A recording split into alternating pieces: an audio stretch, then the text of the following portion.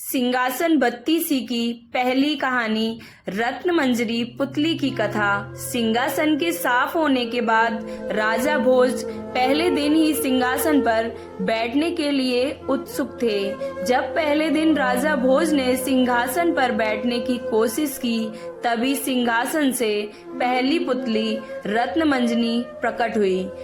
पहली पुतली रत्नमंजनी ने राजा को अपना परिचय दिया और कहा कि यह सिंहासन विक्रमादित्य का है और उनके जैसा गुणवान और बुद्धिमान ही इस पर बैठने योग्य है। अगर यकीन नहीं होता तो राजा विक्रमादित्य की यह कहानी सुनकर फैसला करना है तुम्हें कि ऐसे गुण हैं तुम्हारे अंदर या नहीं। इतना कहने के बाद पहली पुतली रत्नमंजनी ने राजा को कहानी सुनाना शुरू किया।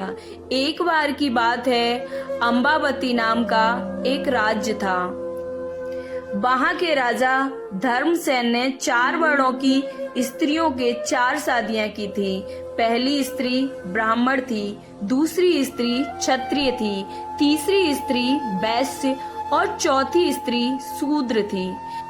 ब्राह्मण स्त्री से हुए पुत्र का नाम ब्रह्मणित था। क्षत्राणी से उन्हें 3 पुत्र हुए थे, जिनके नाम थे शंख, विक्रमादित्य और भूर्तहरि।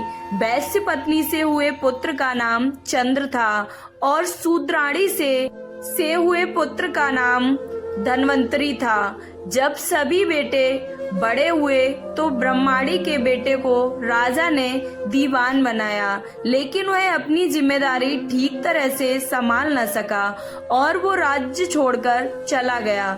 कुछ वक्त तक वो कई जगहों में भटका और फिर वह धारा नगरी नाम के राज्य में पहुंचा और वहां उसे एक छोटा सा ओहदा मिला।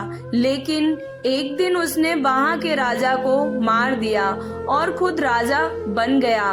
कुछ वक्त बाद उसने उज्जैन आने का फैसला किया, लेकिन उज्जैन पहुंचते ही उसकी मौत हो गई। उसके बाद क्षत्राणी के बड़े बेटे शंख को लगा कि उसके पिता विक्रम को राज्य का राजा बना सकते हैं। ऐसे में उसने अपने सोते हुए पिता पर हमला कर उसे मार डाला और खुद को राजा घोषित कर दिया। सभी भाइयों को शंख के षड्यंत्र का पता चल गया और सब इधर उधर निकल पड़े। शंख ने ज्योतिषियों का सहारा लिया और उन्हें अपने भाइयों के बारे में ज्योतिष विद्या के सहारे से पता लगाने को कहा। ज्योतिषियों ने बताया कि विक्रम को छोड़कर उनके सभी भाई जंगली जानवरों का शिकार बन गए थे। विक्रम अब बहुत ज्ञानी हो चुका है और वह आगे चलकर बहुत बड़ा सम्राट बनेगा। यह सुनकर शंख को बहुत चिंता होने लगी और उसने विक्रम को मारने की योजना बनाई। शंख के मंत्रियों ने विक्रम को ढूंढ निकाला और शंख को इसकी जानकारी दी। शंख ने एक तांत्रिक के साथ विक्रम को मारने की योजना बनाई। उसने तांत्रिक से कहा कि वो विक्रम को काली की आराधना की बात बताए और उसे सिर झुकाकर काली की पूजा करने को कहे। जैसे ही विक्रम गर्दन झुकाएगा तो वो उसकी गर्दन काट देगा।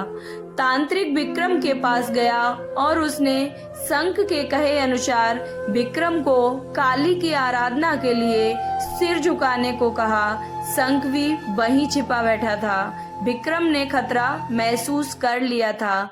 उसने तांत्रिक को सिर झुकाने की विधि बताने को कहा और तांत्रिक ने जैसे ही सिर झुकाया, शंख ने उसे विक्रम समझकर उसकी गर्दन काट दी। इतने में ही विक्रमादित्य ने शंख के हाथ से तलवार लेकर उसकी भी गर्दन काट दी और अपने पिता की हत्या का बदला ले लिया। और फिर विक्रमादित्य राजा बने और अपने राज्य और प्रजा का पूरा ध्यान रखने लगे। हर तरफ उनकी जय जयकार होने लगी थी। एक दिन राजा विक्रमादित्य शिकार करने के लिए जंगल गए। जंगल में जाने के बाद राजा विक्रमादित्य को बाहर निकलने का कोई रास्ता नहीं दिख रहा था। इतने में उनकी नजर एक खूबसूरत महल पर पड़ी। वो अपने घोड़े पर सवार होकर उस महल में पहुंचे। वो महल राजा बाहुबल का था। राजा विक्रमादित्य जैसे ही वहां पहुंचे तो वहां के दीवान ने राजा विक्रमादित्य को कहा कि वो बहुत मशहूर राजा बनेंगे, लेकिन उसके लिए राजा बाहुबल को उनका राज तिलक करना होगा। साथ ही उसने ये भी कहा कि राजा बाहुबल बहुत दानी है और जैसे ही विक्रमादित्य को मौका मिले वो राजा से स्वर्ण जड़ित सिंहासन मांग ले। यह स्वर्ण जड़ित सिंहासन भगवान शंकर ने राजा को भेंट दिया था। वह सिंहासन राजा विक्रमादित्य को सम्राट बना सकता है। राजा बाहुबल ने विक्रमादित्य का अतिथि सत्कार और राज तिलक किया। इस दौरान विक्रमादित्य ने सिंहासन की मांग की और राजा बाहुबल ने विक्रमादित्य को उसका सही हकदार समझते हुए बिना संकोच सिंहासन दे दिया था।